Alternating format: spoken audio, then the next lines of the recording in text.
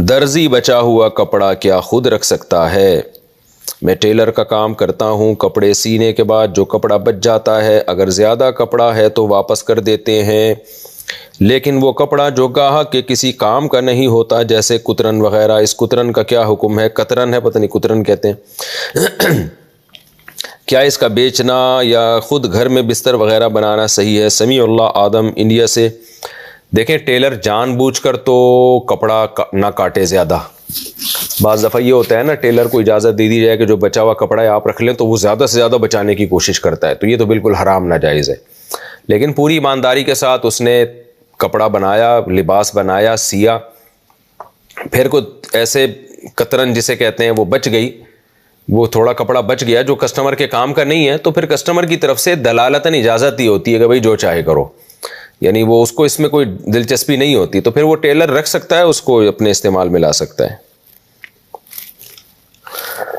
IVF treatment के ज़रिए हमल ठहराना। मेरी शादी को 3 साल हो गए हैं मगर औलाद नहीं हुई है। डॉक्टर ने हमें IVF ट्रीटमेंट का तरीक़ा बताया है। इसमें मर्द के स्पर्म लेके फर्टाइल एग्स निकाल कर इसमें इंजेक्ट करते हैं, फिर वापस यूट्रस में डाल देते हैं। इस तरह से हमल ठहर जाता है। क्या ये तरीक़ा जायज़ है या नहीं? जवाद अहमद कराची से। मजबूरी में गुंजाइश है इसकी, लेकिन इस बात का पूरा एहतमाम हो कि मर्द ही, जो शौहर ही का स्पर्म हो और बीवी ही के एग हो, क्योंकि बाहर मुल्कों में तो बड़ी आज़ादी हो गई है, उनके यहाँ तो ये सारी अखलाकी पाबंदियाँ ख़त्म हो गई हैं, तो ये इसमें इसका यानी ज़रा सा भी इसमें तरद्दुद या शक नहीं आना चाहिए।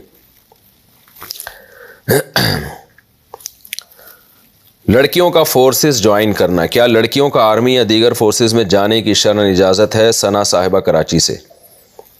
देखें, औरत के लिए उन फील्ड में जाना चाहिए औरत को जहाँ ज़रूरत है। जहाँ ज़रूरत नहीं है वहाँ औरत को के लिए शरीयत का हुक्म यह करना फ़ी बुयूतिकुन्ना, घरों में करार पकड़ो।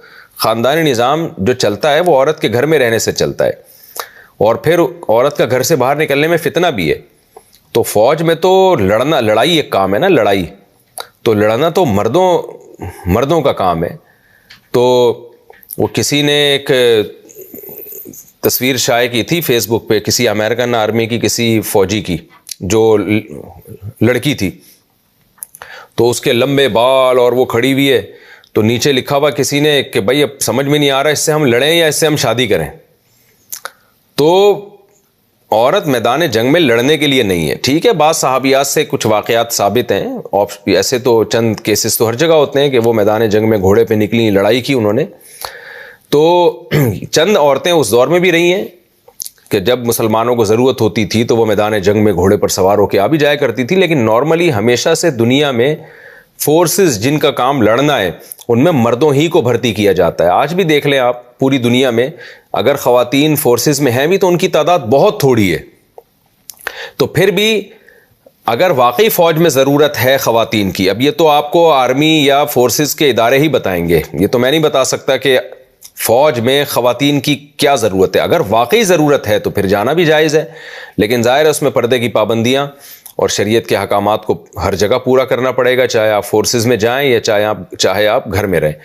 तो जहां औरत का जाना ज़रूरी है तो वहां तो जा सकती है, यानी कोई ऐसा शोबा हो फ़ौज में कि भाई वो ख़वातीन ही का उसमें जाना। जैसे पुलिस में ऐसा होता है कि घरों में जाने के लिए ना, या ख़वातीन को गिरफ़्तार करने के लिए बाज़ दफ़ा वो पुलिस इस्तेमाल की जाती है जो ख़वातीन पर मुश्तमिल है, यानी तो वहाँ एक समझ में आता है कि भाई पुलिस में कुछ ख़वातीन का होना भी ज़रूरी है, ताकि वो यानी ख़वातीन को गिरफ़्तार करने के लिए, अरेस्ट करने के लिए या घरों में जाने के लिए, वल्लाहु आलम वो तो पुलिस ही बताएगी क्या ज़रूरत है।